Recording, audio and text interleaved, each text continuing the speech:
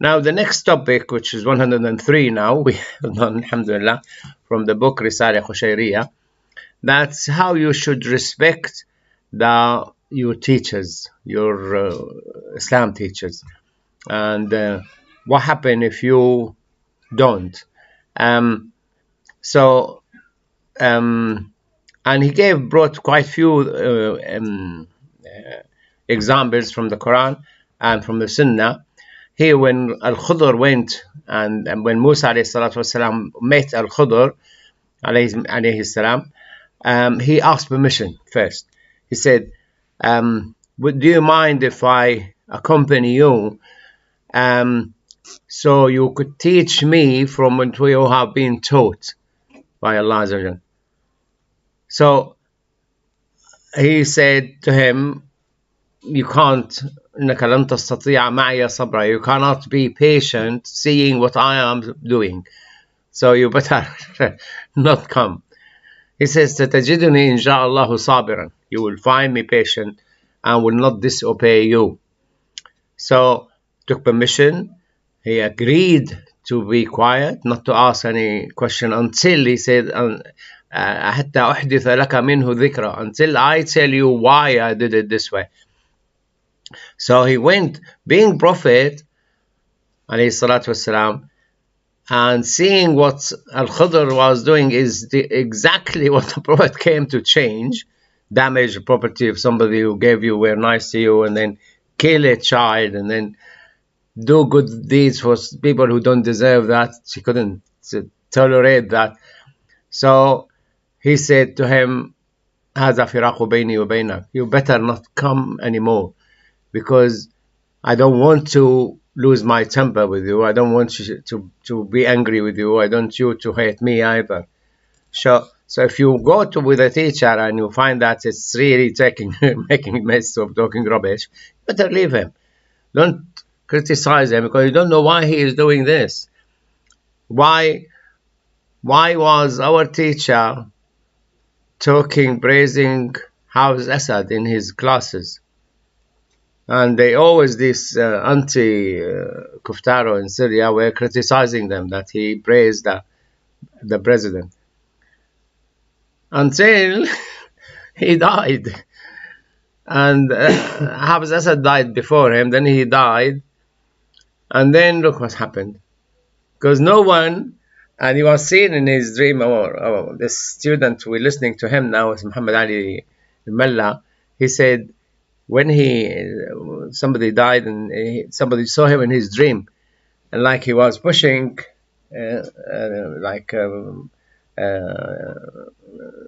what you call shooting stars with his hands.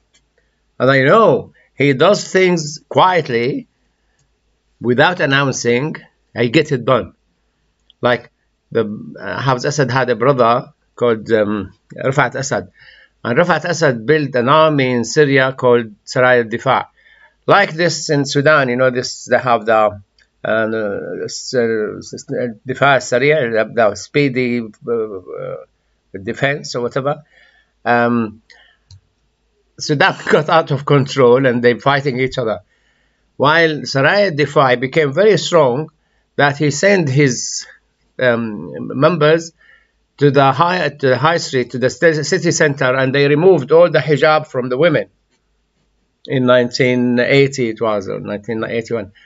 So straight away my teacher took a group of scholars with him, and he went and met Hafiz Asad. And 6 o'clock at night, Hafiz Asad came on the TV and he said, that's not accepted act from us, it's not sanctioned by me, we respect the hijab, blah, blah, blah, blah.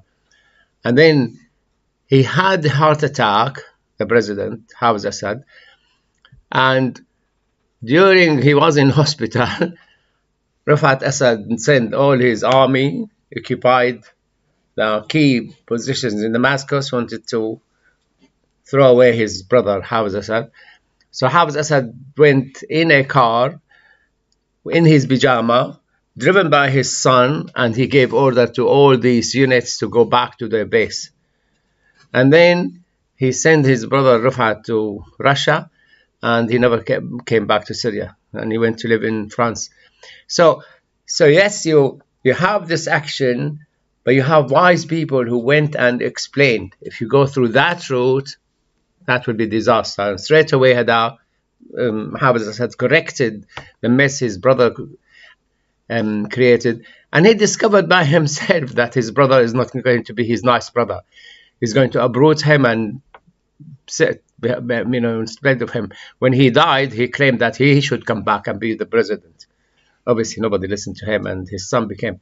But tackling the politicians is not an easy job, but it's doable if you are with Allah Azza wa Jalla and you act according to Sharia.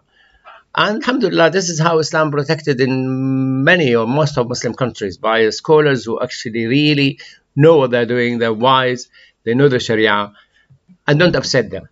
And this is what this lesson today. So عن أنس بن مالك رضي الله عنه قال قال رسول الله صلى الله عليه وسلم ما أكرم شاب شيخا لسنه إلا قبض الله تعالى له من قيض الله تعالى له من يكرمه عند سنه.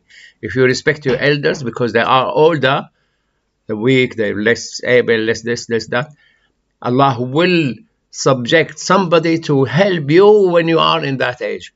So Allah will pay back, like what I was trying to say today in the Friday khutbah. And Abu Ali al-Daqqaq said, رحمه الله يقول بدء كل فرقة المخالفة، يعني بأنه إن خالف شيخه لم يقاطع. If you disagree with your teacher, you're not going to carry on with them. You better not carry on, because you'll be punished by Allah Azza wa Jalla. Especially if this guy is really sincere, working for the sake of Allah. You better ask why you've done this way, why you're doing that way. I mean, we used to go, like medical student used to go, went a few times to the farm, my teacher's farms, weeding it, moving the weed and digging and things and doing things which, why he need us, just employ a few people. We never said that. We used to enjoy it. And look, we were able to go out and carry responsibility, because we're doing the hefty job, which is, anybody can do it, but we're doing it because our sheikh, our teacher said, go and do it. So when we built the mosque, the institute, we need money. In the lesson, he said, after the lesson, we need 20 of you. We have some bricks. We need to carry on to the first floor, second floor. And people go. So they built the 6-story building, massive building, relying on the students who will be doing, could be medical student, doctors, dentists, whatever, politician, because he encourages the student to go to other specialties, not only Sharia. We want people to have doubly qualified. The guy we came to know now, I'm talking about Muhammad Ali,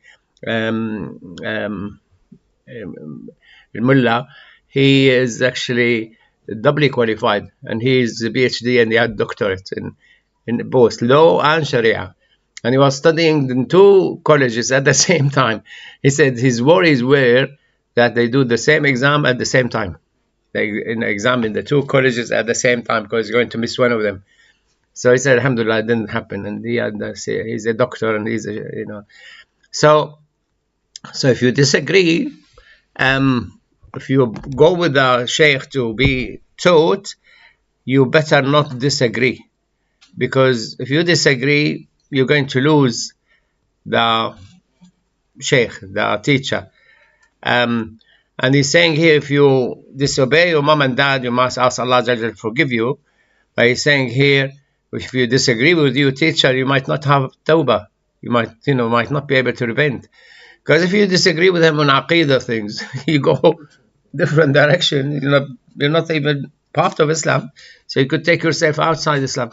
I met somebody here in West Midland, and he disagreed with my teacher, the Grand Mufti, and the Grand Mufti appointed Mufti by all the scholars in Damascus, in Syria. So they have the election, and they elect the one who is the most educated. It's not like anyone, and he is a doctor like me. And he disagreed. He said, I disagreed with him with this and this and this. So subhanallah, we were seeing his daughter as Ubadah thought he might marry her. But imagine the first time we were going to get him engaged. He had the ring and things. And we reached Dorage and he wanted to go back. Abada. Like he felt, tight. But we went, and she wouldn't allow him to put the ring in her fingers. Fine. My wife did. And then he came back, and the next day he sent the ring back. He broke the engagement. He couldn't, my son, no influence from us, because we didn't know the guy, but, like Allah didn't want him to fall into that family. So I apologized to her father, and he said, I thought the engagement would not last, but I never thought it would be that quick. The very next day. But subhanAllah, I mean, the way I was taught is totally different than his. I was seeing all what my teacher was doing and said, he's wise, he most wise. And you discover his wisdom years later, like, after he died, the president died, and things went badly wrong. So he was really protecting the Muslims there for years. Anyway, and Shaykh Abdul Rahman said, Majlis, سمعت الشيخ أبو عبد الرحمن السلمي, he went to a village near to Maru for a while, and then he came back to the town he was living with his sheikh, and he found that his sheikh changed the he used to teach the meaning of the Quran on a morning, Friday morning. He changed it to majlis, like rhymes and things, and it's just passing time. It's not like education. But he didn't say anything to him.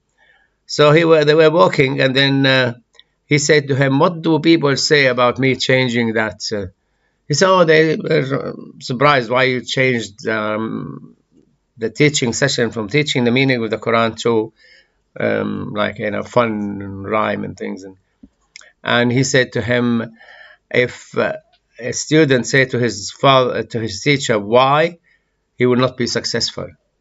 So you are a student because you know he's wiser than you and he knows what he's doing. So he learned the lesson that the teacher knew that this guy didn't agree with me. It's like for Allah Azza wa Jal make them read their mind. Al-Junaid, another guy, was they call about him his Shaykh al-Ta'ifa Sufiya. He's the leader of the Sufis. He said, I came to my teacher As-Sirri Saqati one day, and he asked me to do something quick. So I did it, not quick. He asked me to do something for him, and he did it quickly, and he left. He said to him, sit down, let it have a chat and things. He said, no, I want to go. And he left quickly.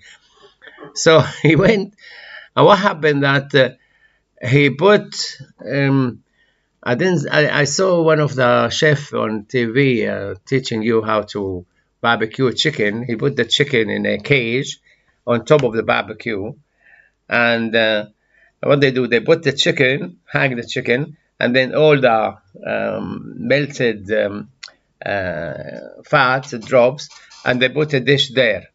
So the dish, that Junaid was doing this, the dish collecting the soup coming from the chicken. So he put the chicken, and he said, let me go to the sheikh and do what he wants me to do and come back. So he thought, we'll do a job and come back, and the chicken will be done, and he will eat it. So when they took the chicken out and put it to cool a bit, a dog came and stole the chicken and ran away. So I said, okay, we'll use the soup, which is there. While taking the soup, and it got hooked with the servant's dress and spilled on the floor. So he lost the chicken and he lost the soup. So when he went back, his Sheikh Sirri Saqati, he said, if you see sitting with your Sheikh is waste of time, Allah will send a dog spoil your life. Will send you a dog spoiling your life, like if he was seeing what's happening. So he said, sit down. He said, don't have to go now, just stay and be there.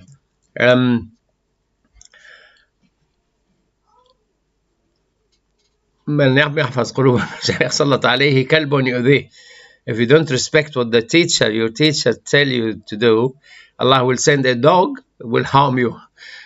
We'll send you a dog who will harm you.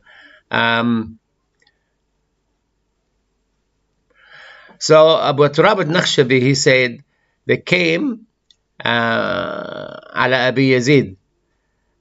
They came to visit Abi Yazid, and they bought food for them, and they had a servant there who was serving them. They said to him, come and eat with us. He said, I'm fasting. And قال Abu Turab, break the fast, eat with us, and I guarantee Allah will give you a month reward of fasting, like if you fasted a month.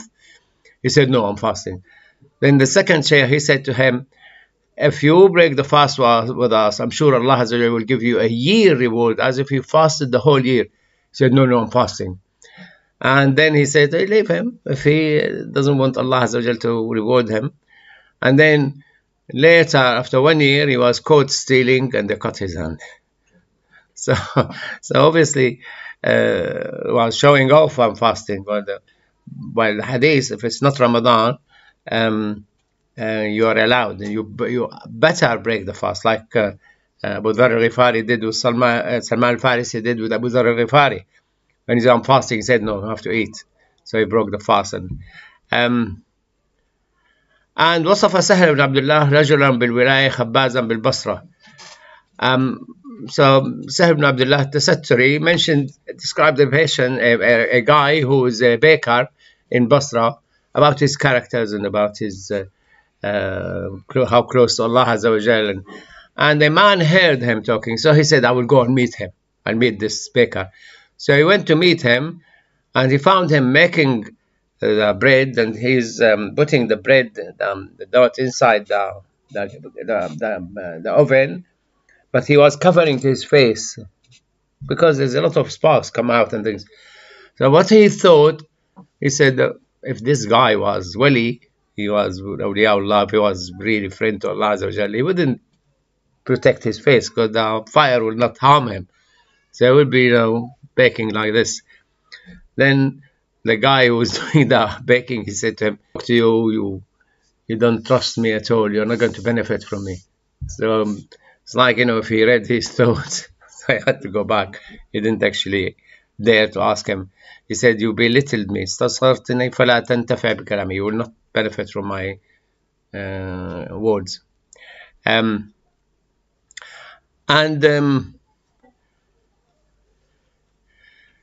Now, this happened to many of us. You describe somebody who's really good, and then somebody wants to go and test him and check, is he as good as they say? When Abdurrahman al-Razi said about Uthman al-Hayri, he described the Fadl al-Balkhi and how good he is and how this. And so he went to see him, and when he saw him, just ordinary guy, is not as holy as he was described to me. So he went back to Abi Uthman, and he asked him, how did you find him? He said, I didn't find him actually amazing. He said, go back to him and respect him, otherwise you will be punished. Allah will punish you for belittling somebody who was really close. It's like last week when I mentioned Qais and Layla. Somebody went and hired a camel because Qais so taken by Layla that if they call him Qais, he wouldn't listen, he wouldn't answer. Say Layla, he goes and kiss her house and things because Layla inside. And if the dog of Layla pass him, he stand up. He's respecting the dog of Layla. So this guy wants to see how beautiful Layla is, and he hired a camel, and he went. He found her ugly, short. Why this guy is so taken by Layla? So I went back to Qais. He said, you have to pay me for the camel I rented. He said, well, he said, I took the camel and went to her village, and she's not as pretty as you thought you telling us. He said, because you saw her with your eyes. If you see her with my eyes, you will see her pretty. So try not to. If somebody mentioned, and they do it in most countries, if you tell them that this sheikh is good, they just say, well, it didn't look good to me. It's not going to be good to you. When I first started going to my teacher, I was 13 years old, and my uncles and my mother's uncles were anti him. and I have to face the whole family defend my sheikh, and I'm 13 years old, and I always win. Subhanallah, I always win, and I stayed. They didn't benefit from him.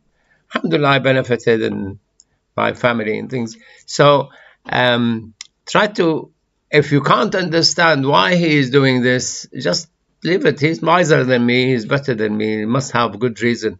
And there's a hadith, التمس لأخيك المسلم ولو 70 عذرا.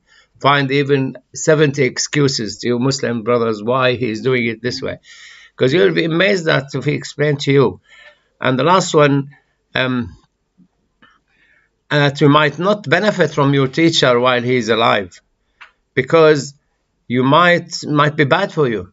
It's like Abu Hanifa, his student, what's his name, Hassani? Abu Shayban? Abu Yusuf. Yeah, Abu Yusuf Shaybani. Abu Yusuf, different. One of them, he felt that I'm as good as Abu Hanifa, and I will start my own circle. So he started his circle in the mosque, Abu Hanifa.